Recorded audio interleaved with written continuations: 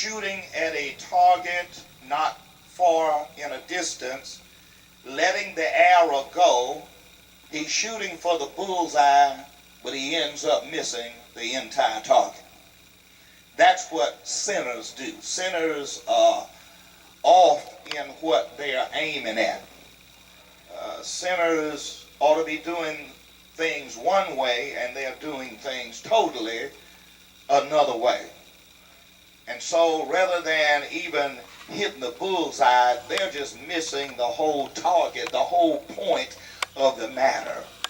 And this is why it's a challenge to save lost people.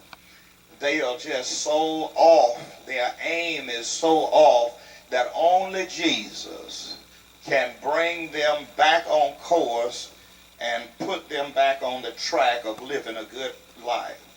The text today records this episode of the final but finest hour of a dying Jesus on a sinner's cross. A legal warrant, as I've said, has been issued, and these soldiers know that they can't do anything without Pilate permitting it to be so.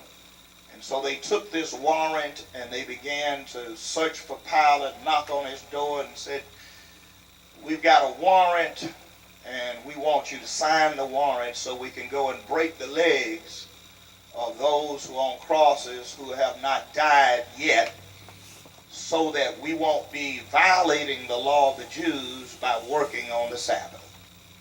And so the Bible says in verses 33 and 34, "But when they came to Jesus and saw that he was dead already, they brake not his leg." And verse 34 says, "But one of the soldiers with a spear pierced his side, and forthwith came out blood and water."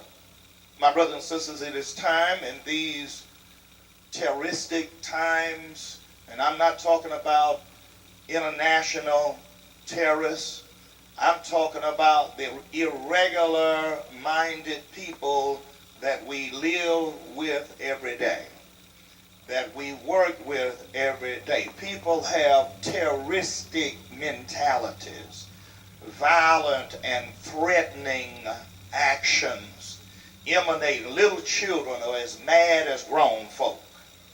We need to understand what Jesus came to do for all people. Verse number 34 says that forthwith came out blood and water at the piercing of a soldier's sword. So when the blood came out, that was for salvation. When the water came out, that was for sanctification. And Jesus' blood and water saves from the guttermost to the utmost.